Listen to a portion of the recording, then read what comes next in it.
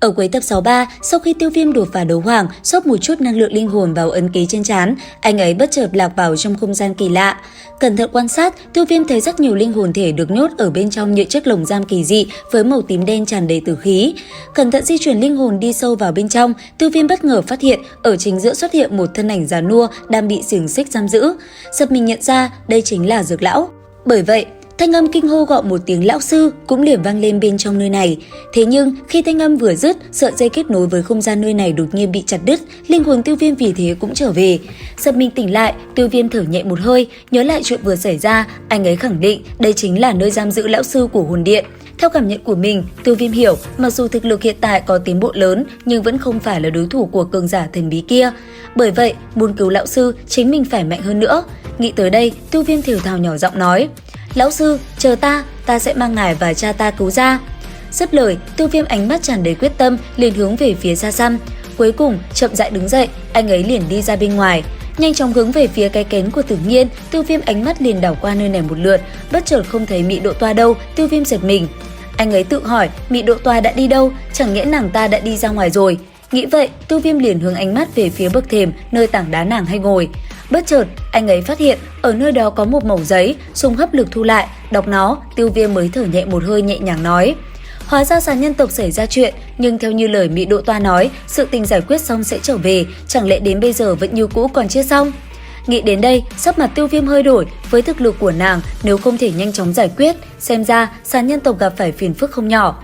Hết xong một hơi, Tiêu Viêm sau đó tự nhủ nói: "Quên đi, nhân lúc Tử Nhiên đột phá, ta phải tự mình tu luyện một chút mới được." Dứt lời, Tiêu Viêm cũng liền ngồi xuống một tảng đá hình đầu người ở đó và bắt đầu tiến nhập trạng thái tu luyện. Nương theo đó, sắc xanh rất nhanh đã bao trùm toàn bộ nơi này, lấy Tiêu Viêm làm trung tâm, nó liền tạo thành một vũng xoáy sau đó dung nhập lại. Chậm rãi cảm nhận, chỉ trong giây lát, phía trước ngực Tiêu Viêm, thủ ấn liền được huyễn hóa, bởi vậy ngay lập tức thủ ấn đã thành hình. Sau đó, khi năng lượng ngưng tụ lại, từ sâu bên trong, những ký tự đồng thời sáng lên, sau đó nó như quy tụ lại một điểm. Khi luồng hào quang bạo phát, ở bên ngoài, một thủ ấn hình bàn tay khổng lồ thành hình, theo cử động của Tiêu Viêm, nó liền đánh thẳng về phía trước. Nhất thời, khi trưởng ấn đánh ra, một vụ nổ ầm ầm bạo phát làm khói bụi cùng đất đá vỡ nát, nơi đây liền xảy ra một trận rung động dữ dội. Nhìn rung động do trưởng ấn tạo thành, Tiêu Viêm khẽ thở dài nói: "Xem ra cần tu luyện thêm, nếu gặp phải đấu tông cường giả, phiên hải ấn chính là sự bất ngờ." Nghĩ đến đây, Tiêu Viêm thở dài, sau đó quay đầu lại. Bất chợt, anh ấy phát hiện toàn bộ nơi này đột nhiên bị ánh tím bao phủ. Cảm thụ được tình huống dung chuyển bất thình lình này, Tiêu Viêm thoáng kinh ngạc thốt lên: "Tấn giai thành công sao?" Hai mắt của Tiêu Viêm nhìn chằm chằm vào quả trứng màu tím kia, bằng vào nhãn lực, anh ấy mơ hồ nhìn thấy bên trong có một thân ảnh mờ mịt. Sau đó, chiếc vỏ trứng kia dần tan vỡ, một vụ nổ ầm ầm bạo phát, kéo theo một đạo ánh sáng phóng thẳng trời cao, làm nơi đây rung động dữ dội. Từ trong luồng ánh sáng đó, bóng người xuất hiện, một thân thể trần trụi hiện ra lấp ló sau luồng ánh sáng màu tím. Nhìn bàn tay thon dài cùng đôi chân mềm mại của nàng, Tiêu Viêm trợn mắt há hốc mồm, anh ấy như đứng hình tư thế yên lặng tại chỗ. Còn thân ảnh kia, sau một hồi lơ lửng, nó mới chậm rãi chạm xuống mặt đất. Thế nhưng, không được bao lâu đã trở về hình ảnh của Tử Nhiên ban đầu. Thấy vậy, Tử Nhiên giận dỗi, nàng hung hăng mắng cái bộ dạng cũ xì này. Còn Tiêu Viêm, anh ấy nhéo má nàng một cái sau đó nói: "Như thế này không tốt hơn sao? Đột nhiên thành hình dáng khác có gì vui vẻ đâu." Nó một đằng nghĩ một nẻo, rõ ràng là người thích hình dáng như vừa rồi, đừng cho là ta không biết. Thải Lân Tỉm nói, nam nhân các ngươi đều như vậy. Nghe vậy, Tiêu Viêm nhất thời có chút xấu hổ, hung hăng véo khuôn mặt của Tử Nhiên một cái, vội vàng đem đề tài rời đi nói: "Được rồi, người đã tấn giai thành công, vậy liền đi thôi." Thải Lân tỷ đi trước sao? Sàn Nhân tộc xảy ra chút việc, cô ta phải đi về giải quyết, đợi sau khi rời khỏi đây, chúng ta sẽ tới giúp đỡ một chút. Nghe vậy, Tử Nhiên gật đầu, sau đó ánh mắt của hai người đồng thời hướng về không gian phong tỏa mà Mị Độ Toa đã bố trí.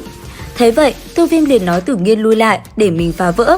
Tuy nhiên, thấy hành động của Tiêu Viêm, Tử Nhiên thanh âm non nớt vang lên nói: "Người đúng là chỉ biết cậy mạnh."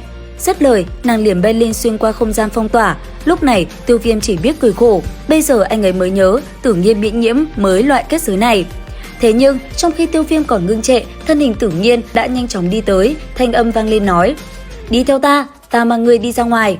Nghe vậy, Tiêu Viêm cũng cười cười, không có phản đối, nắm tay Tử Nhiên, cả hai cùng xuyên qua màn chắn đi ra ngoài.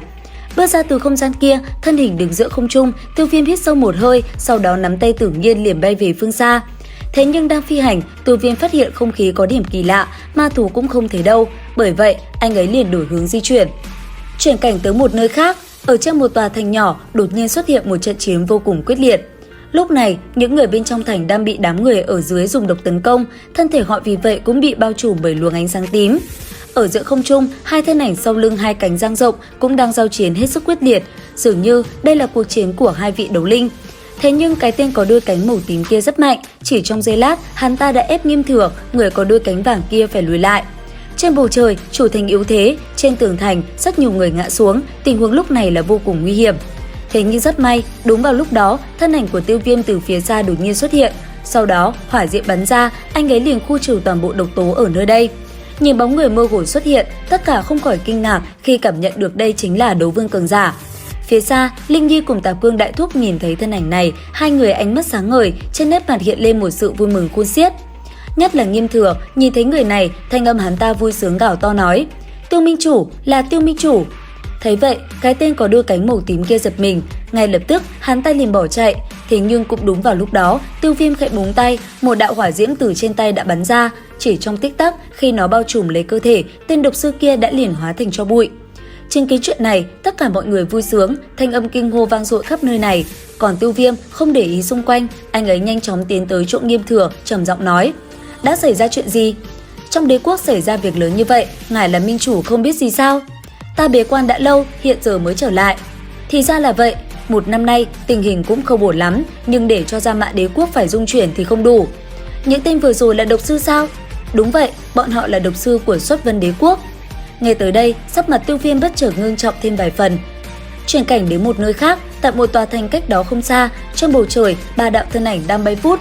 Dường như vị cường giả của Giản nhân tộc đang bị hai tên ở phía sau truy đuổi hết sức quyết liệt, giữa không trung công kích không ngừng lao tới. Bởi vậy, vị nữ nhân của Giản nhân tộc kia phải né tránh hết sức vất vả. Thế nhưng, trước công kích cường hãn cũng không tránh khỏi việc bị trọng thương. Nhanh chóng lao đi, nàng liền ra sức chống lại hai tên ở phía sau đang truy đuổi mình hết sức gắt gao. Có thể nói, tình huống lúc này là rất xấu. Chuyển cảnh tới một nơi khác, trong lúc đó, ở tại một tòa thành lớn, nơi các vị cường giả của Viêm Minh cùng Gia Mã đế quốc tọa trấn, một cuộc chiến đã xảy ra.